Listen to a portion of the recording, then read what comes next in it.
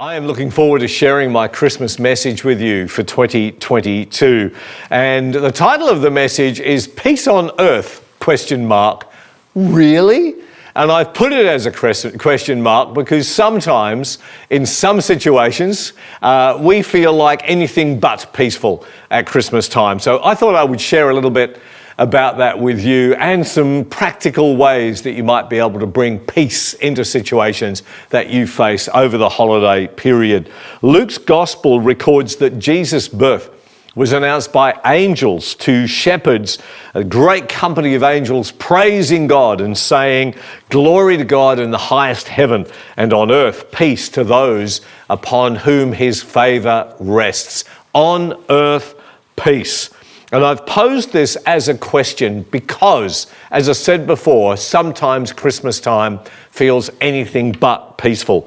According to the National Institute of Health, Christmas is when many people experience the sustained blues or even depression. One North American survey reported that 45% of respondents dreaded the festive season for two main reasons: financial pressures and relational difficulties. So let's spend a few minutes just touching on those two things. Financial pressures, first of all.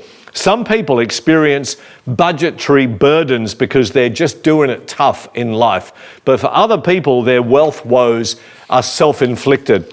According to the Salvation Army, Australians are expected to spend $63.9 billion this Christmas. Let that figure sink in for a moment. That doesn't include what happens after Christmas, the Boxing Day sales. That's all in the lead up to Christmas.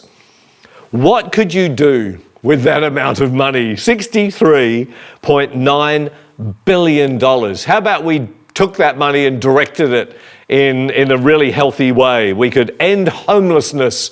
We could fix the health system. We could address the mental health crisis and a whole lot of other things. Now, I'm not suggesting that you become a Scrooge and, bar humbug at Christmas time and you're just going to keep all your money to yourself and not be a blessing to other people. But I am suggesting that maybe, as a nation, and the Western world in general, maybe, just maybe, we have lost a little bit of focus when it comes to what Christmas is all about.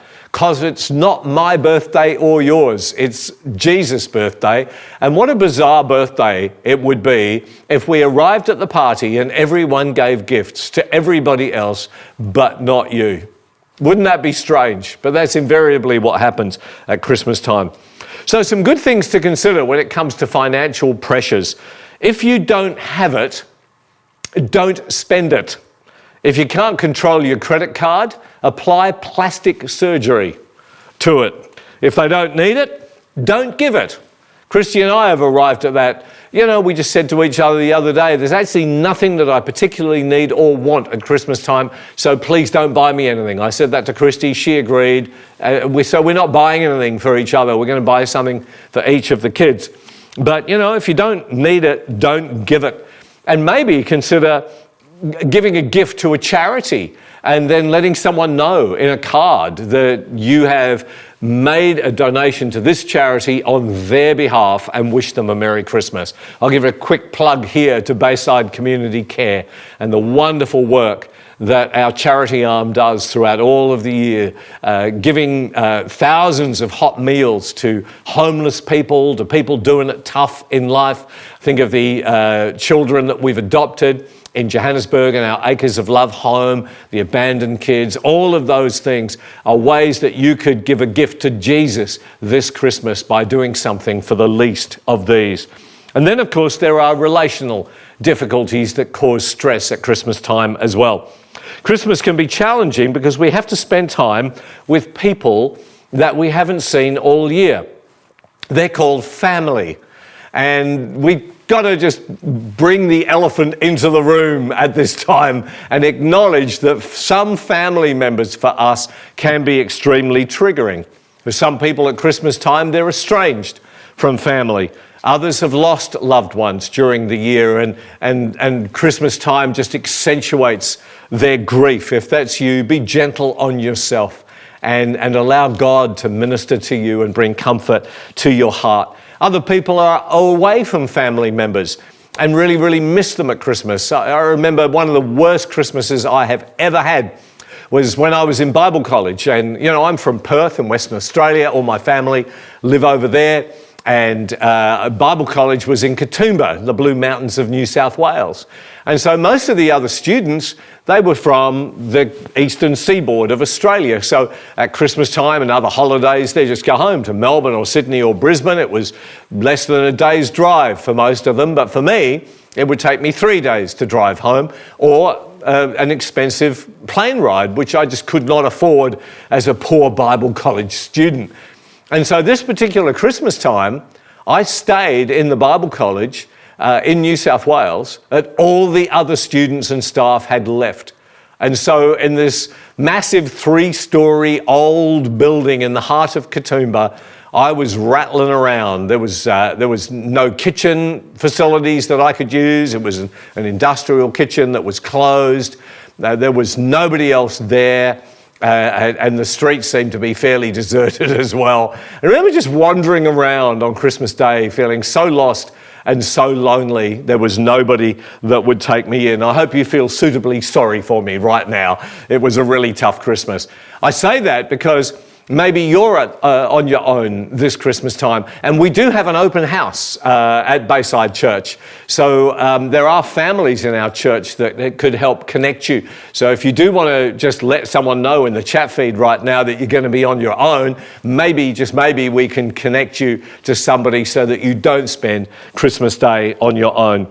I wonder how often you've been at a family gathering and some drama has erupted. I know I've experienced this. There's a discussion maybe about a controversial topic like religion or politics. Some negative words are spoken, accusations are made, or some thoughtless questions are asked, and boom, everything explodes.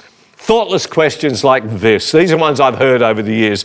To someone long-term unemployed, so, are you working yet?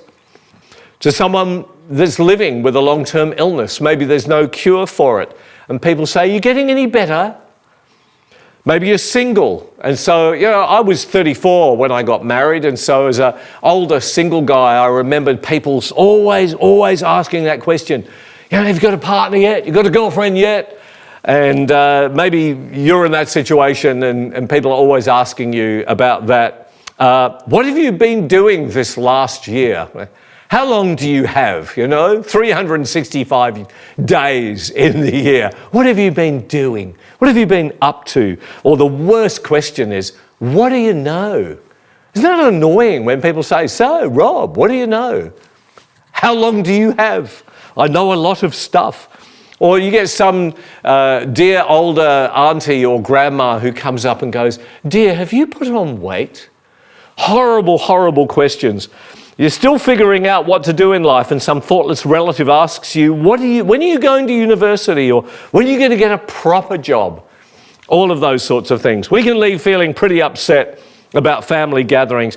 So today I want to share with you, just very quickly, a few of the things that I have learned that can bring peace into the world for us. Number one, come as you are. Take off any mask that you might wear. Don't compete. Don't try to be better than anyone else. Relax in who God has created you to be. As theologian Thomas Merton wisely said once, be yourself, everyone else is taken. Remember, as the psalmist said, you are remarkably and wonderfully made. You are not broken. You are not awful. You are remarkable. That word means awesome. You are fearfully, carefully, and wonderfully created. That is what the Bible says about you. So come as you are. Number two, forget the controversy. Avoid things like complaining, disapproval, judging, and quarreling. Have you been at a function, family or other, where there's one person there that you know always wants to argue? Maybe you're that person. If you are that person, stop it. change, okay?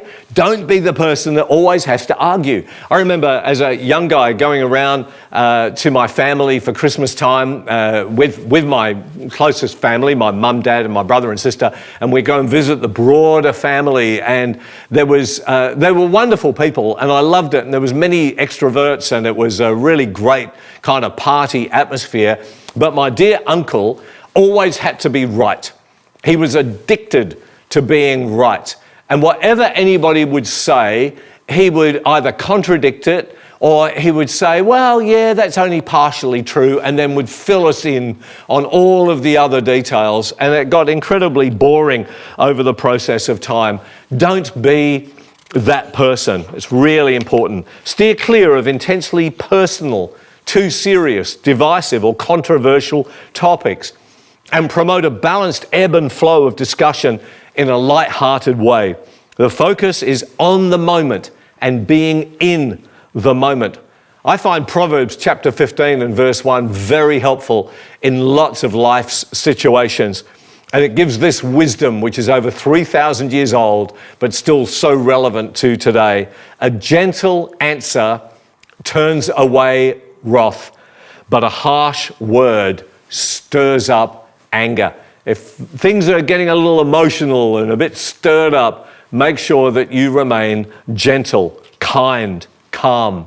Ask questions rather than making statements. And also choose your battles wisely. Let things slide. Number 3, be a team player. Christmas gatherings are we time, not me time.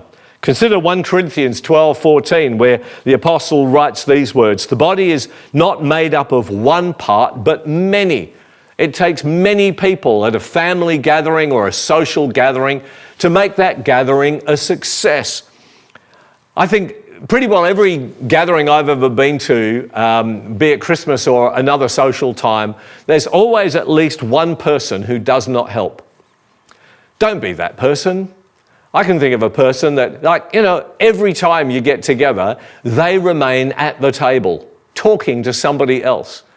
Everybody else, they seem to be completely oblivious that all the other people are getting dirty dishes and taking them to the kitchen, and people are washing up, people are drying dishes and pots and pans, putting them away, and all of this activity is going on around, and they're just sitting there having their nice little conversation. Don't be that person.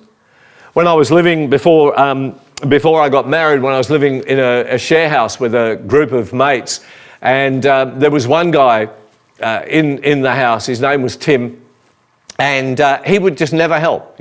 I did a lot of the cooking in the share house. I love to cook, and after the meal, everyone would pitch in, do the dishes, wash, clean, etc., except for Tim. Tim would just go and sit in the lounge on a beanbag and read.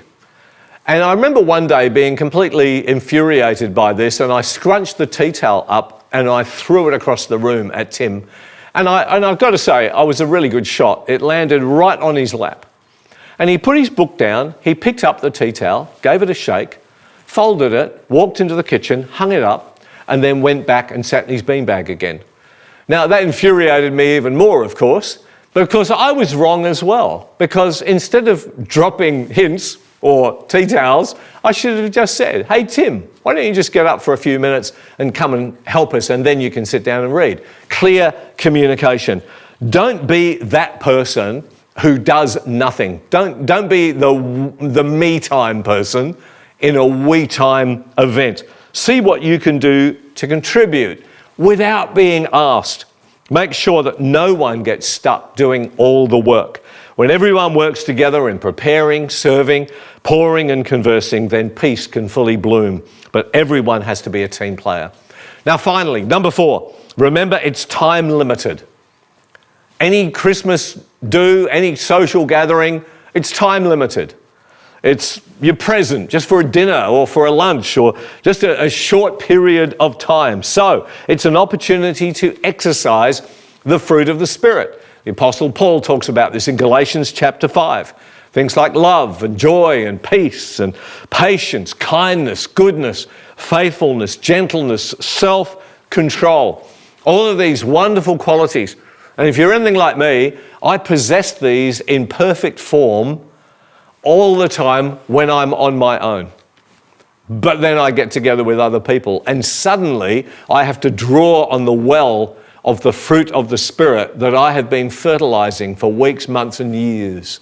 Because it's in those situations when you're challenged with someone that you find it difficult to love, that you need to draw on that well of the fruit of the Spirit of love. Things like patience, being kind, being gentle, being self-controlled. So very important in that time-limited period. Think about it before you go to that lunch, and you're already feeling a little apprehensive because you know so-and-so is going to be there and they know how to push your buttons. But you're going to be there for 3 hours, maybe 4, maybe 2, whatever it is. It's a short period of time. You can do it. You can do it. A couple of Proverbs to finish up with. Proverbs 29 verse 11. Fools give full vent to their rage, but the wise bring calm in the end. And Psalm 21 and verse 23, those who guard their mouths and their tongues keep themselves from calamity. Couple of final comments. Number one, be realistic. Paul writes these words in Romans chapter 12, as far as it lies with you, be at peace with all people. Be realistic. There are some people that you've done everything you can do, but still peace doesn't exist. So don't beat yourself up at times like that. And finally, be wise. If you find yourself in an unbearable or, dare I say, even an abusive situation, then gracefully make your exit. Be kind and gentle to yourself. If you put these words into practice, you'll experience some peace on earth at this Christmas time. Christy and I wish you a very Merry Christmas on behalf of our children, our staff, our leaders, and the board of the church. Have a happy and holy Christmas, and we look forward to all that God has for you and us together in 2023.